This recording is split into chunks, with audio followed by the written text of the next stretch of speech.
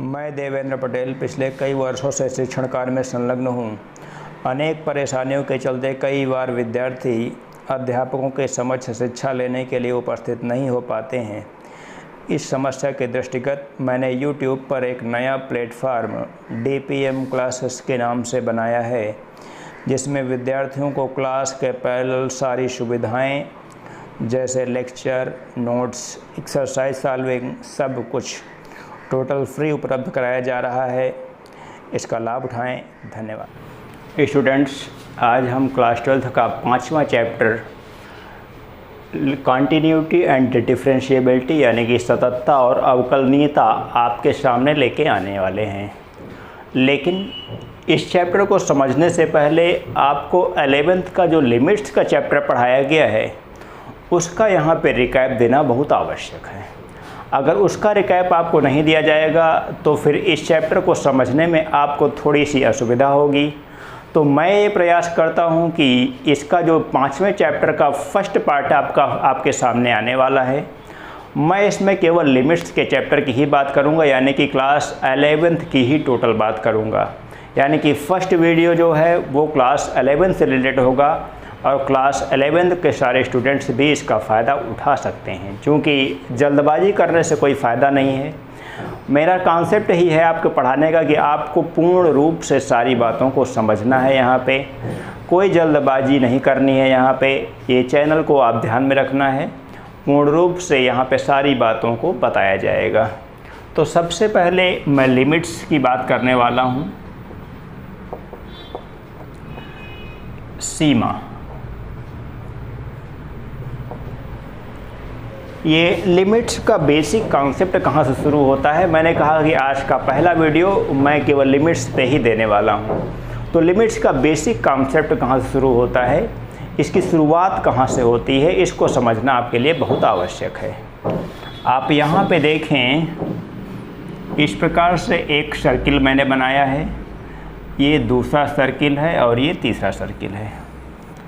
तीनों सर्किल लगभग same radius के यहाँ पे समझ में आ रहे हैं। मैं यहाँ पे इस प्रकार से एक क्वाड्रिलेटरल बना रहा हूँ। ये एक चतुर्भुज मैंने बना दिया है और कंसीडर करता हूँ कि इसका एरिया A1 है और इस क्वाड्रिलेटरल का एरिया जो है वो A2 है। यहाँ पर A1 हमने सर्किल के एरिया को कंसीडर किया है और A2 हमने चतुर्भुज यानी कि क्वाड्रिलेटरल के एरिया को कंसीडर किया है। मैं यहाँ पे जो इसके अंदर एक क्वाड्रिलेटरल बनाया गया है, मैं यहाँ पे हेक्सागन या ऑक्टागन बनाना चाहता हूँ। आप ध्यान दें,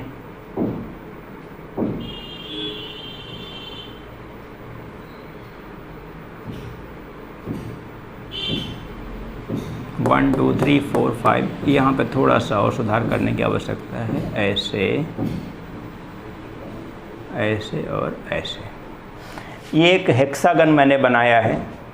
अगर मैं इसमें भी इस सर्किल के एरिया को A1 से रिप्रेजेंट करूं और इस हेक्सागन के एरिया को मैं A2 से रिप्रेजेंट करूं, तो यहाँ पर A1 माइनस A2 का यानी कि A1 और A2 का जो डिफरेंस आने वाला है वो ज़्यादा आएगा बजाय इसके। यानी कि यहाँ पे अगर A1 माइनस A2 का रिज़ल्ट अगर 10 यूनिट आ रहा है, तो यहाँ पर A1 माइनस A2 का रिज़ल्ट मेरा विचार है कि लगभग 10 के अलावा इससे 10 से काफ़ी कम आने वाला है। यानी कि यहाँ पे A1 minus A2 nearly equal 5, ये 5 यूनिट आ सकता है यहाँ पे।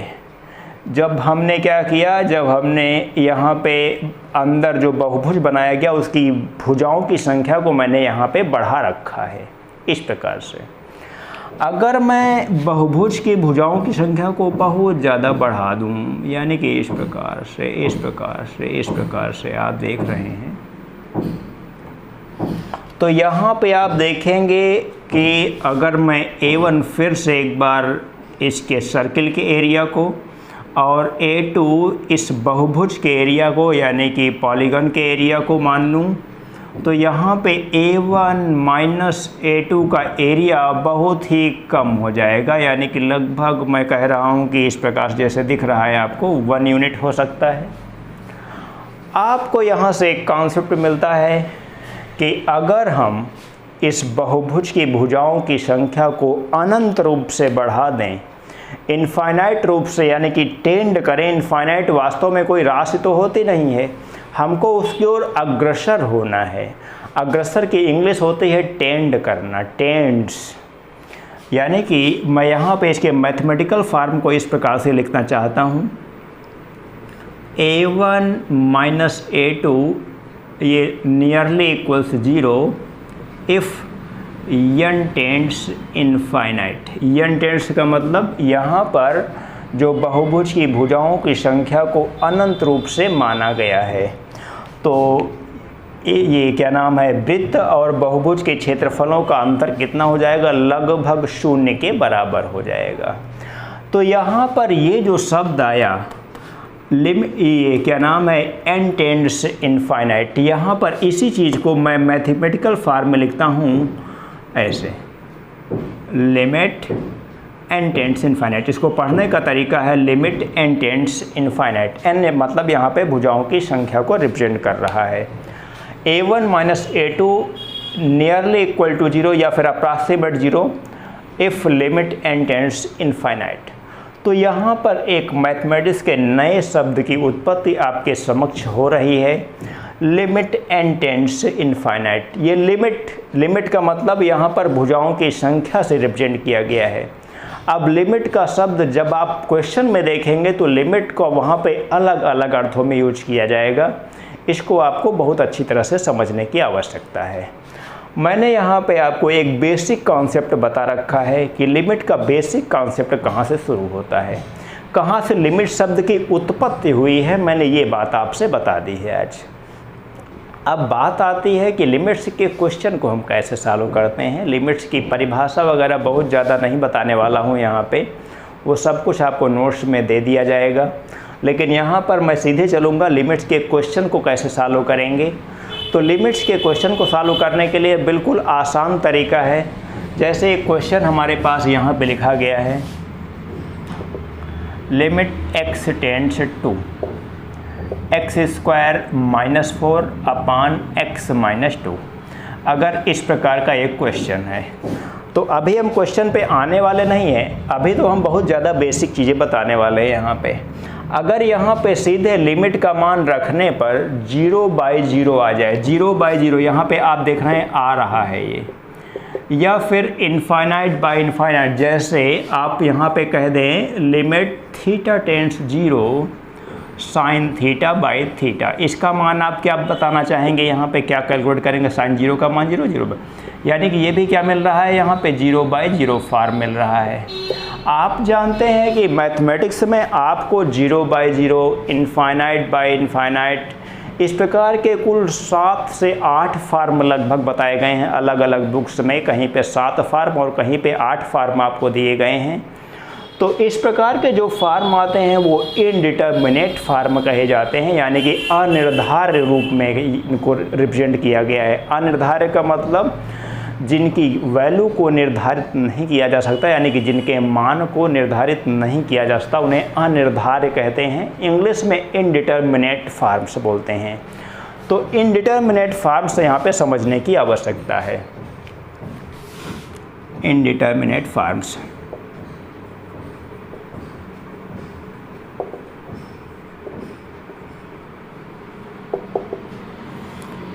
Zero by zero, infinite by infinite, infinite minus infinite, 1 to power infinite और 0 to power 0, infinite to power 0, 1 2 3 4 5 6। एक और यहाँ पे बच रहा है, यहाँ पे इनफाइनाइट इंटू इनफाइनाइट, इस प्रकार के केस आते हैं। और एक और आता है किसी किसी किताब में 0 इंटू इनफाइनाइट। ये सारे केसेस आपको यहाँ पे दिए जा रहे हैं, 1 2 3 4 5 6 7 8।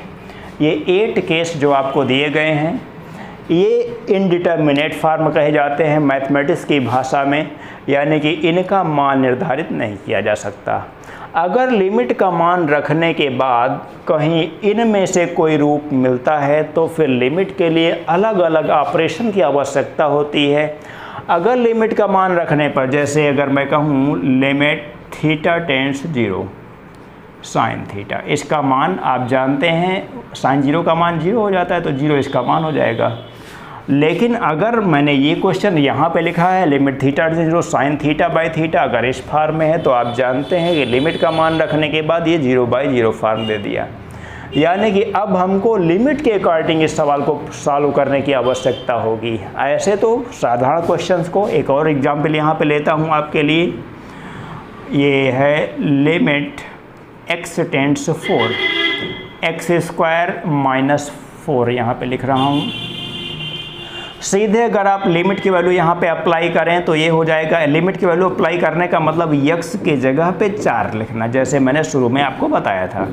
तो 4 की पावर 2 - 4 यानी कि 4 चौक 16 - 4 = 12 हो जाएगा। ये इस प्रकार से ये क्वेश्चन सॉल्व होके 12 उत्तर दे रहा है आपका। लेकिन मैंने कहा ऐसे क्वेश्चंस को कैसे सॉल्व करेंगे, ऐसे क्वेश्चंस को कैसे सॉल्व करेंगे।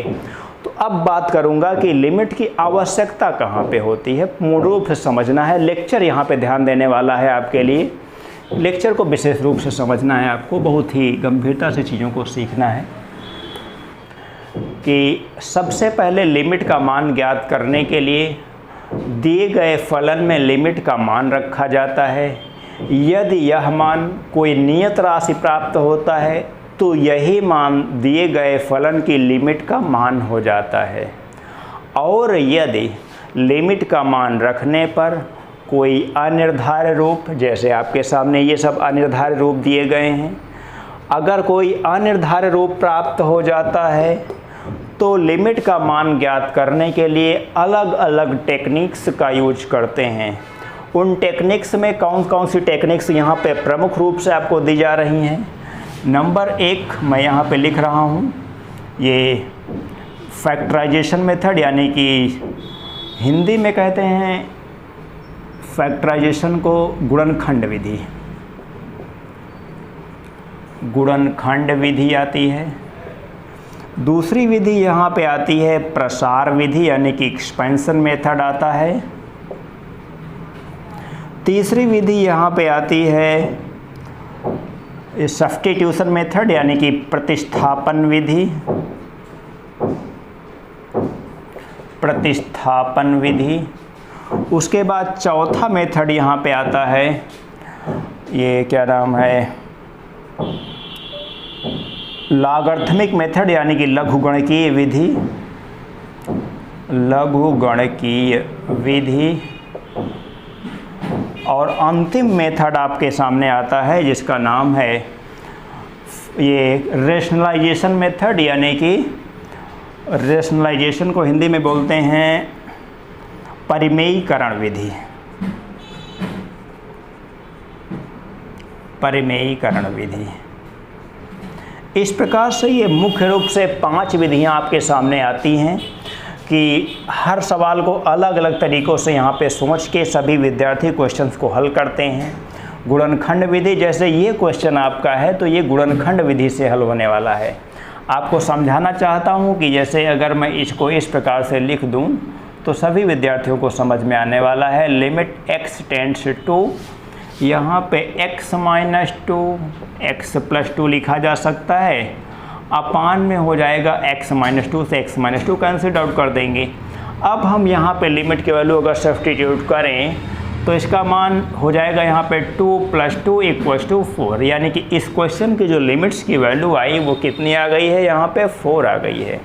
ऐसे इस प्रकार से इन क्वेश्चंस को सॉल्व करते हैं। जहाँ पर ये फार्म मिलते हैं वहाँ पर नए तरीक़ों से आपको लिमिट्स के क्वेश्चन सॉल्व करने को बताया जाता है। तो ये क्वेश्चंस हो गए हैं, ये इतने फार्म में आपको सॉल्व किया जाता है। एक और यहाँ पे आपको बताना चाहता हूँ, जैसे मैं कुछ एक्सपेंशन लिखने वाला हूँ तो एक्सपेंशन का यूज कहाँ पे करूँगा, उसके लिए स्टूडेंट्स पहले समस्या को समझें कि एक्सपेंशन का यूज कहाँ पे होता है। तो यहाँ पर जैसे मैंने क्वेश्चन पहले से लिख रखा है आपके लिए,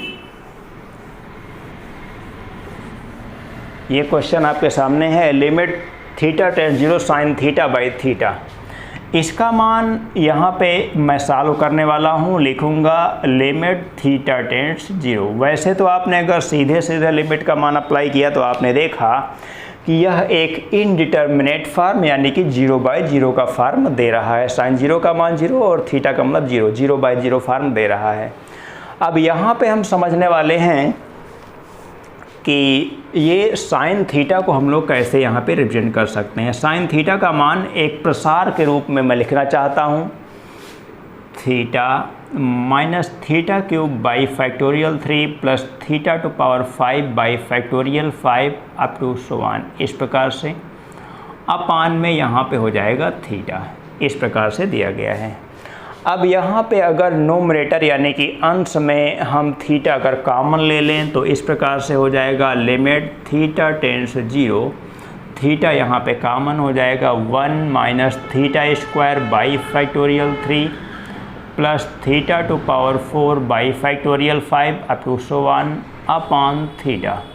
थीटा से थीटा यहाँ पे कैंसिल्ड आउट हो जाएगा। अगर अब हम लिमिट की वैल्यू यहाँ पे अप्लाई करें यानी कि थीटा की वैल्यू 0 अगर अब हम सब्स्टिट्यूट करें तो केवल और केवल यहाँ पे क्या मिल रहा है 1 के आगे के सभी पार्ट क्या हो जाएंगे 0 हो जाएंगे, सभी टर्म्स 0 हो जाएंगे। तो इस तरह से limit theta tense 0 sine theta by theta का मान आपने क्या निकाल दिया है 1 निकाल दिया। तो इस प्रकार से ये एक्सपेंशन मेथड कहा जाएगा। एक्सपेंशन मेथड यानी कि यूज करने के लिए हमको कुछ बेसिक एक्सपेंशन याद करने होंगे। ये साइन थीटा का एक्सपेंशन यहाँ पे यूज किया जा रहा है। अब साइन थीटा के एक्सपेंशन आप सोचेंगे कि ये कहाँ से आ रहा है, तो वास्तव में इनके डेरिवेशन सबके हैं, बताए जा सकते हैं। लेकिन यहाँ पर स्टूडेंट्स इस स्टैंडर्ड पर केवल एक्सपेंशन को सीधे यूज करने वाले हैं। आपके स्टैंडर्ड में इनके डेरिवेशन नहीं बताए गए हैं। किसी विद्यार्थी को अगर अलग से जानकारी करनी हो तो वो विद्यार्थी हमसे संपर्क कर सकते हैं, कोई ऐसी समस्या होने वाली बात नहीं है। तो मैं यहाँ पे कुछ बेसिक एक्सपेंशन लिखने वाला हूँ, उनको आपको याद रखना है। और चूँकि आपके सामने ही बोर्ड पे लिखने वाला हूँ जिससे कि आपको याद करने का तरीका भी मिल जाए यहाँ पे पूर्ण रूप से, आप घबराएं ना, परेशान ना हो। यहाँ पे कुछ बेसिक एक्सपेंशन जैसे x plus a whole power n equals to n C 0, x to power n minus 0 a to power 0 plus n C 1 x to power n minus 1 a to power 1 plus n C 2 x to power n minus 2 a to power 2 plus up to so 1। इस प्रकार से ये binomial expansion के according आता है। अगर हम कहें 1 plus X whole power n का एक्सपेंशन, इसी के अकॉर्डिंग बेसिक फार्मूला है ये बहुत ज़्यादा बातें बताई जाती है उसमें, क्या नाम है बाइनोमियल एक्सपेंशन में। ये हो जाता है 1 plus n x plus n minus 1 by factorial 2 x square plus n minus 1 n minus 2 by factorial 3 x cube plus up to so 1। इस प्रकार से ये बेसिक एक्सपेंशन यूज किए जा रहे हैं। मैं आगे बात करूँगा e to power x is equal to 1 plus x by factorial 1 plus x square by factorial 2 plus x cube by factorial 3 plus up to so 1। e to power minus x equals to 1 minus x by factorial 1 plus x square by factorial 2 minus x cube by factorial 3 plus up to so 1। इस प्रकार से अगर मैं आपसे बात करूं a to power x का expansion, तो a टू पावर x का एक्सपेंशन होता है 1 plus x log a base e plus x square by factorial 2 log a base e का whole square plus up to so 1। इस प्रकार से अगर a to power minus x की बात करें तो 1 minus x log a base e plus x square by factorial 2 log a base e का whole cube minus x cube by factorial 3 log a base e का whole cube up to समान इस प्रकार से आगे बढ़ता है। अगर मैं आपसे बात करूं log 1 प्लस एक्स का एक्सपेंसन होता है यहाँ पे x minus X square by 2 plus x cube by 3 up to समान इस प्रकार से जाता है। log 1 माइनस एक्स का एक्सपेंसन आता है minus X square by 2 minus x cube by 3, यानी कि इसके सभी पद ये log 1 प्लस एक्स के टर्म्स आप देख रहे हैं, पॉजिटिव नेगेटिव इस क्रम में आते हैं। log 1 माइनस एक्स के जो टर्म्स आ रहे हैं वो टोटल के टोटल निगेटिव आ रहे हैं। इस प्रकार से आगे बढ़ता हूँ। आगे बात करेंगे साइन एक्स का एक्सपेंसन आ रहा है x minus x cube by factorial 3 plus X to power 5 by factorial 5 up to समान इस प्रकार से। cos x का एक्सपेंसन आता है 1 minus X square by factorial 2 plus X to power 4 by factorial 4 up to समान इस प्रकार से आता है। tan x का एक्सपेंसन आता है x plus 1 by 3 x cube plus 2 by 15 X to power 5 plus up to समान इस प्रकार से। तो ये कुछ बेसिक एक्सपेंसन यहाँ पे हैं जो कि आपको थ्रू आउट यूज करने हैं, मैंने उनको यहाँ पे लिख रखा है। इनको विद्यार्थी बहुत अच्छे तरीके से याद करेंगे। आप इनको जहाँ कहीं भी यूज करना होगा आप इनको फटाफट यूज कर सकते हैं, कोई दिक्कत नहीं होने वाली है। इसके बाद हम यहाँ पे जो हमने 5 टाइप आपके सामने लिखे थे कि लिमिट्स के 5 टाइप के क्वेश्चन आपकी बुक से संबंधित होते हैं, उन्हीं 5 टाइप के क्वेश्चंस को मैं 1 बाई 1 11th की बुक से ही बताने वाला हूं, जिससे कि विद्यार्थियों को ये ना समझ में आए कि पता नहीं हमसे बुक का क्वेश्चन हो पाएगा कि नहीं हो पाएगा, और कुछ और बेसिक कॉन्सेप्ट के साथ आगे बढ़ने वाला हूं, लेकिन क्वेश्चंस के साथ। स्टूडेंट्स इन्हें नोट कर लें पूर्ण रूप से। ये क्वेश्चन आपके सामने है, लिखा गया है limit x tends 0 to sine square 4x upon X square. इस पे अगर आप सबसे पहले लिमिट की वैल्यू अप्लाई करते हैं तो ये 0/0 फार्म दे देता है। आप जानते हैं साइन 0 की वैल्यू 0, यहाँ पे भी 0 है, इसका मतलब 0/0 फार्म ये दे रहा है। हम लोग इसको इस प्रकार से भी लिख सकते हैं 0/0 फार्म इस प्रकार से। इसके बाद मैं देख रहा हूँ कि यहाँ पे तब अरेंजमेंट कैसे बन सकता है, यानी कि लिमिट की वैल्यू तब कैलकुलेट कैसे करेंगे। तो मैं यहाँ पे आपको बता रहा हूँ limit x tends 0 to sine square 4x लिखा रहने दीजिए। यहाँ पे एक्स स्क्वायर जो है आप ऐसे इमेजिन करें कि इसको इस प्रकार से स्क्वायर भी लगाया जा सकता है, यानी कि यहाँ पे अगर हम लिख दें 16 और यहाँ पे भी मल्टीप्लाई कर दें 16 से, तो अगले स्टेप में मैं इसको लिख सकता हूँ। ये अरेंजमेंट का रूल आपको बता रहा हूँ। ये यहाँ पे 32 हो जाएगा, 32 लिमिट x टेंड्स 0, और ये हो जाएगा साइन 4x अपान 4x का होल स्क्वायर इस प्रकार से। ये 16x स्क्वायर को 4x का होल स्क्वायर मैंने कर दिया है। यहाँ पे 4x का होल स्क्वायर पहले से था।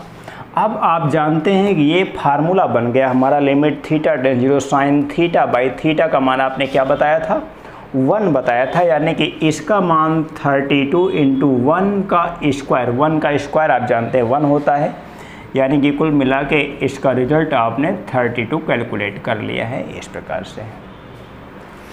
आगे बढ़ूंगा। ये क्वेश्चन आपके सामने है limit x tends 0 e to power x/2 minus 1/x।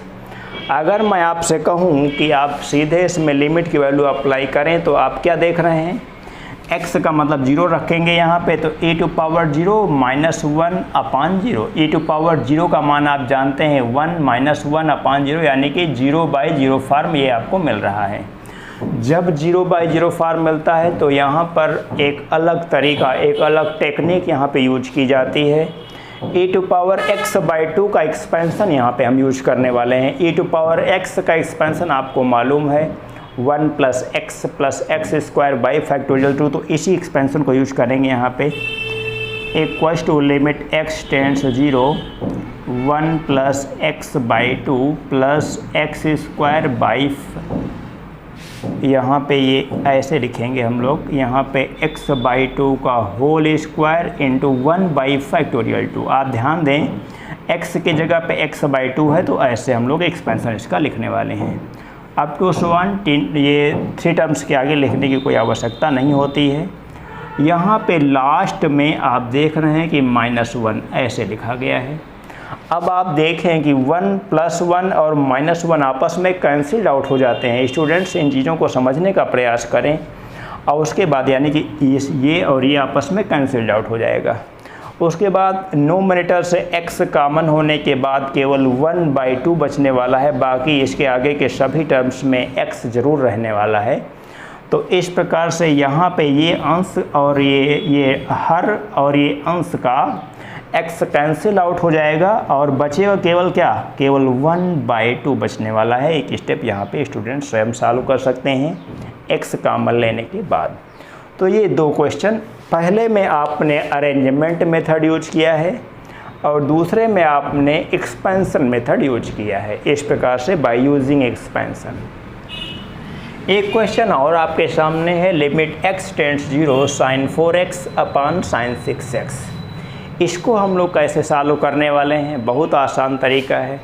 ऐसे क्वेश्चंस को तो आप 2 सेकंड में बता सकते हैं, 1 सेकंड में बता सकते हैं। क्वेश्चन को देख के ही रिजल्ट के 4/6 यानी कि 2/3 रिजल्ट आने वाला है ये, यानी कि। लेकिन स्टूडेंट्स को जो 11th स्टैंडर्ड पास करके आ रहे हैं या 11th स्टैंडर्ड के हैं, उनको कैसे सॉल्व करना है यहाँ पे पूर्ण रूप से इनका तरीका बताने वाला हूँ।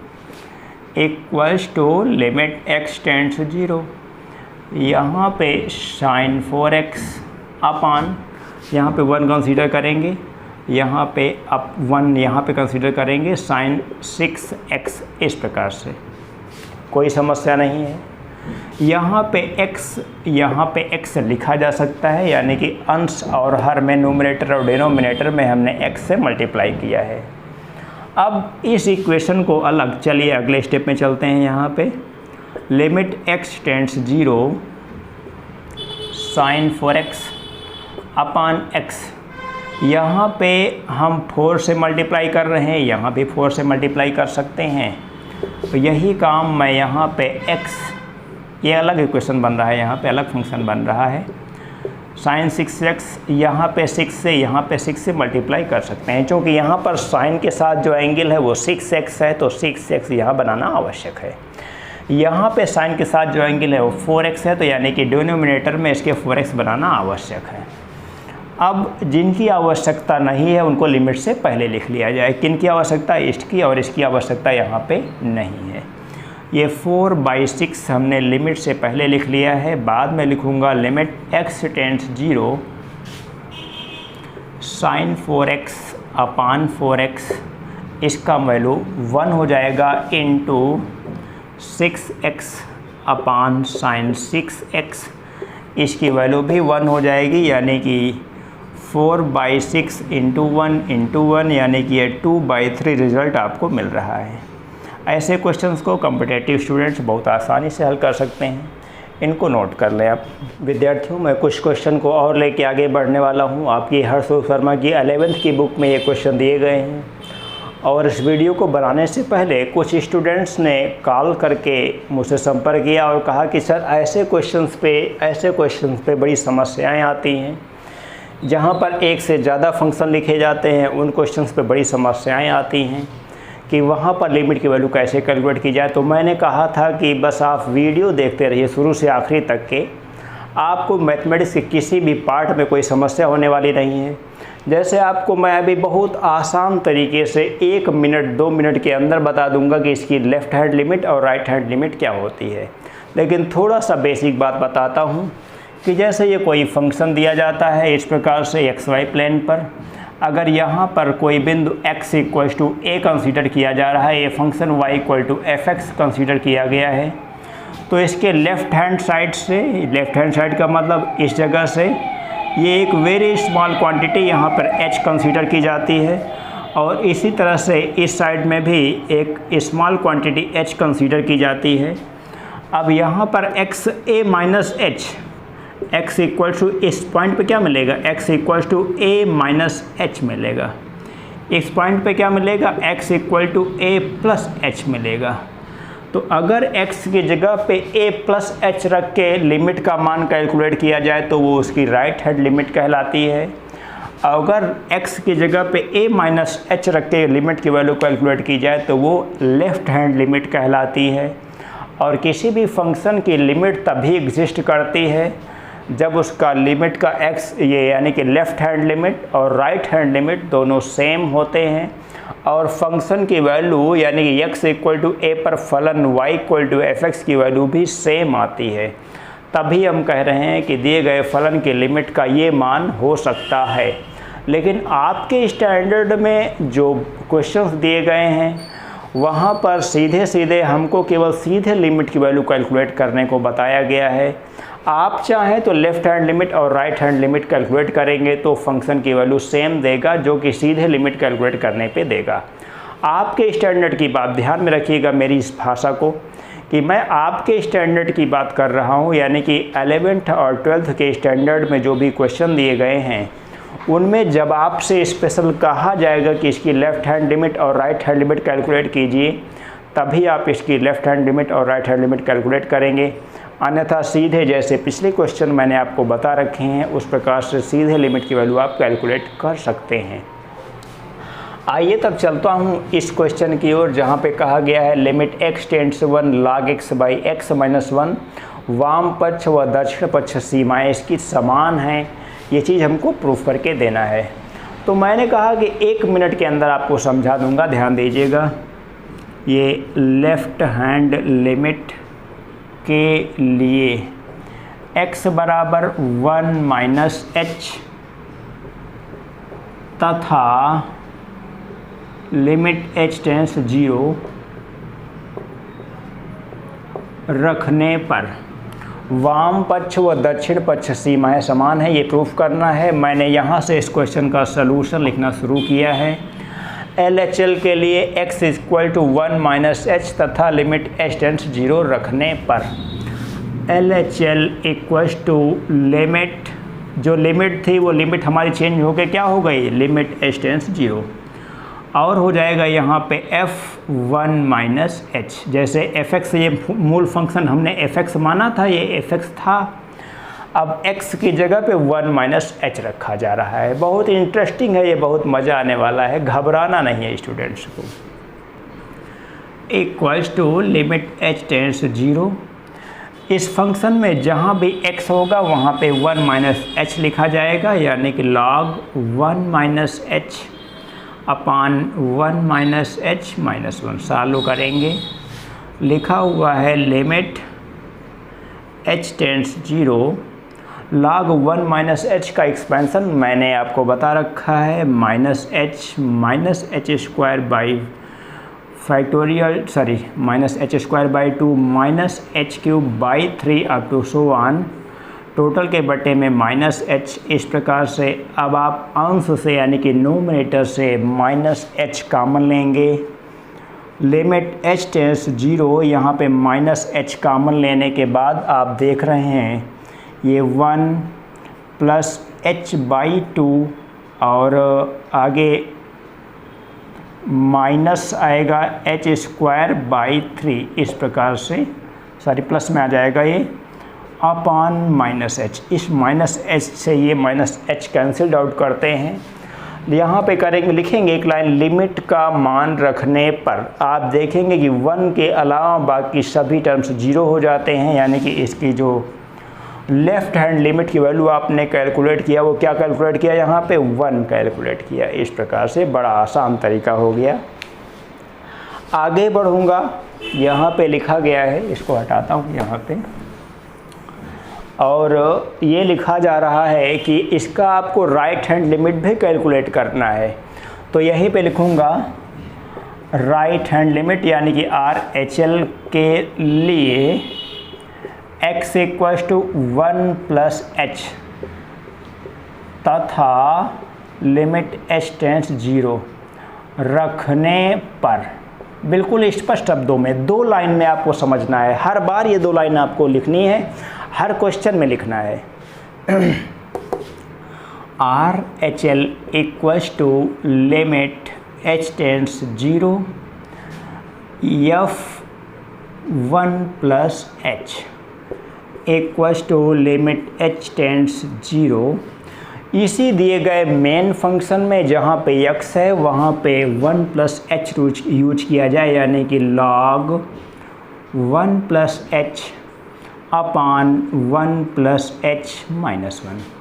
हम यहाँ पे ये लॉगरिथमिक फंक्शन का एक्सपेंशन यूज करने वाले हैं, क्योंकि अगर सीधे अप्लाई करेंगे तब तो ये 0/0 दे देगा। आप जानते हैं log यहाँ पे 0 बनेगा, log 1 बनेगा, log 1 का मान 0 होता है, 0/0 का केस यहाँ पे बनेगा। हर बात को समझना है विद्यार्थियों को। यहाँ पे limit h tends 0 log 1 plus h का एक्सपेंशन आप जानते हैं, h minus h square by 2 plus h cube by 3 minus up to 1 upon में यहाँ पे h आएगा। आप देख रहे हैं कि अंश से यानी कि न्यूमरेटर से h कॉमन लेने के बाद यहाँ पे क्या बनने वाला है, 1 minus h by 2 plus h square by 3 up to 1 upon h। इस h से ये h कैंसिल आउट करते हैं। अब हम इस इक्वेशन में लिमिट की वैल्यू यानी कि h इक्वल्स टू 0 सब्स्टिट्यूट करेंगे तो क्या मिलने वाला है, 1 के अलावा जो भी आगे के टर्म्स हैं वो सब के सब 0 बना देते हैं। यहाँ पर आपने देखा कि लेफ़्ट हैंड लिमिट की वैल्यू भी 1 है और राइट हैंड लिमिट की वैल्यू भी 1 है। तो आपने देखा कि ये क्वेश्चन पूर्ण रूप से जो हमसे प्रूफ करने के लिए कहा गया था आपने प्रूफ कर लिया है। विद्यार्थी इसको नोट करें। मैं इस क्वेश्चन की ओर आगे बढ़ूँगा, क्वेश्चन नंबर 44। यहाँ पे भी कहा गया है कि लिमिट का अस्तित्व विहीन है, ये चीज़ हमको प्रूफ करनी है, यानी कि लिमिट का मान ज्ञात नहीं किया जा सकता। कहने का मतलब ये हुआ अस्तित्व विहीन का मतलब यानी कि नॉट एग्जिस्टेंस ऑफ लिमिट। ये चीज़ हमको प्रूफ करके देनी है यहाँ पे।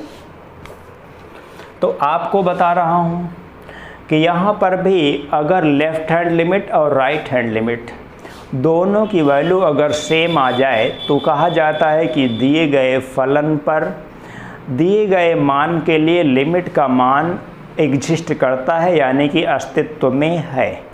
अगर लेफ़्ट हैंड लिमिट और राइट हैंड लिमिट का मान अलग अलग आता है तो ये कहा जाएगा कि दिए गए फलन पर इस मान के लिए फलन ये लिमिट का मान एग्जिस्ट नहीं करता है, यानी कि अस्तित्व विहीन है।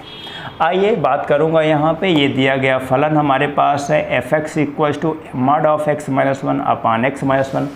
मॉडुलस फंक्शन पे विद्यार्थी कई बार पहले से ही अनावश्यक डर जाते हैं, जबकि ऐसी कोई डरने वाली बात नहीं होती है। पूर्ण रूप से समझ में आने वाली हैं सारी बातें। यहाँ पे जैसे जो स्टेप वहाँ पे थे वही स्टेप यहाँ पे यूज करने वाला हूँ। लेफ़्ट हैंड लिमिट के लिए x equal to 1 minus h तथा लिमिट h टेंड्स 0 रखने पर लेफ़्ट हैंड लिमिट के लिए x इक्वल टू क्या रखेंगे, 1 माइनस h। बहुत आसान सा तरीका है, जो लिमिट x टेंड्स में वैल्यू दी जाए उसी में एक बार a, जैसे अगर मैं कंसीडर करता हूँ लिमिट x टेंड्स a है तो लेफ़्ट हैंड लिमिट के लिए a माइनस h और राइट हैंड लिमिट के लिए a प्लस h यहाँ पे सब्स्टिट्यूट करेंगे। और जब भी किसी फंक्शन में h शामिल कर लिया गया है तो आप ये जान लीजिए कि फंक्शन का जो भी लिमिट की पहले वैल्यू कुछ भी रही हो, लिमिट की वैल्यू चेंज होके h टेंड्स 0 ही हो जाएगी, क्योंकि यहाँ पे h का कॉन्सेप्ट ही यही है कि h यहाँ पे एक वेरी स्मॉल क्वांटिटी ली जाती है। बढ़ूँगा यहाँ पे आगे। This imply LHL equals to limit h tends 0 F1 minus h। जैसे आपने कहा लिमिट h टेंड्स 0, इस फंक्शन में जहाँ कहीं भी x है वहाँ पे 1 माइनस h रखना है, इस वाले वैल्यू को यूज करना है। 1 माइनस h माइनस 1 मॉडुलस के अंदर है 1 माइनस एच माइनस 1। अब फटाफट आगे क्या काम बढ़ाना है, यहाँ पे लिमिट h टेंस 0, ये यहाँ पे मॉड ऑफ माइनस एच अपान यहाँ पे बचता है minus H. Mod of minus H यानी कि मॉडुलस के अंदर सिंगल क्वांटिटी अगर नेगेटिव है तो वो पॉजिटिव ही कंसीडर की जाएगी, यानी कि ऐसे लिखेंगे हम लोग limit h tends 0 h upon minus h. इस प्रकार से समझना बहुत ज़्यादा है यहाँ पे। अब h से h कैंसिल्ड आउट हो जाता है, बचता है केवल -1, यानी कि लेफ़्ट हैंड लिमिट आपने इस फंक्शन की क्या कैलकुलेट किया है, -1। इसी जगह पे आता हूँ राइट हैंड लिमिट के लिए, यानी कि RHL के लिए x equal to 1 plus h तथा h टेंस 0 रखने पर, जो आप बार बार यूज कर रहे हैं। This imply RHL equals to limit h tends 0 f1 plus h। बिल्कुल स्पष्ट है, हर जगह वही बात है, कोई समस्या नहीं है, कोई घबराने की ज़रूरत नहीं है। Equals to limit h tends 0, function में जहाँ भी x था वहाँ पे 1 प्लस h यूज किया जाए, 1 प्लस h माइनस 1 अपान 1 प्लस h माइनस 1। इस प्रकार से आगे बढ़ रहा हूँ, यहाँ पे देख रहा हूँ कि लिमिट h टेंस 0, ये 1 से 1 कैंसिल आउट हो गया, यहाँ पे केवल h बचा, मॉड ऑफ h की वैल्यू h हो जाती है, यहाँ पर केवल h बचा, यानी कि limit h tends 0 h by h, h cancel हो गया, यानी कि 1 बचा। आपने यहाँ पे देखा कि जो आपने लेफ़्ट हैंड लिमिट कैलकुलेट किया वो -1 आया, और जो आपने राइट हैंड लिमिट कैलकुलेट किया वो 1 आया, यानी कि left hand limit right hand limit दोनों अलग अलग है। तो यही बात यहाँ पे आप लिखेंगे, यहाँ LHL is not equals to RHL, अतः दिए गए फलन की लिमिट का मान अस्तित्व विहीन है। इस भाषा को आप लिखेंगे यहाँ पे, अतः दिए गए फलन की लिमिट का मान अस्तित्व विहीन है। ओके, इस टॉपिक को यहाँ पे समाप्त करूँगा। ऐसी कोई समस्या नहीं है। अगर विद्यार्थियों को किसी प्रश्न में समस्या आती है तो अभी आगे के चैप्टर में भी, यानी कि क्लास 12th की मैं शुरुआत करने वाला हूँ, वहाँ पे भी लेफ़्ट हैंड लिमिट और राइट हैंड लिमिट के बहुत सारे क्वेश्चन मिलने वाले हैं। तो विद्यार्थी वहाँ से भी वीडियो को आगे जारी रखेंगे। जो 11th के स्टूडेंट हैं वो भी बहुत अच्छा समझ सकते हैं। Okay, thank you.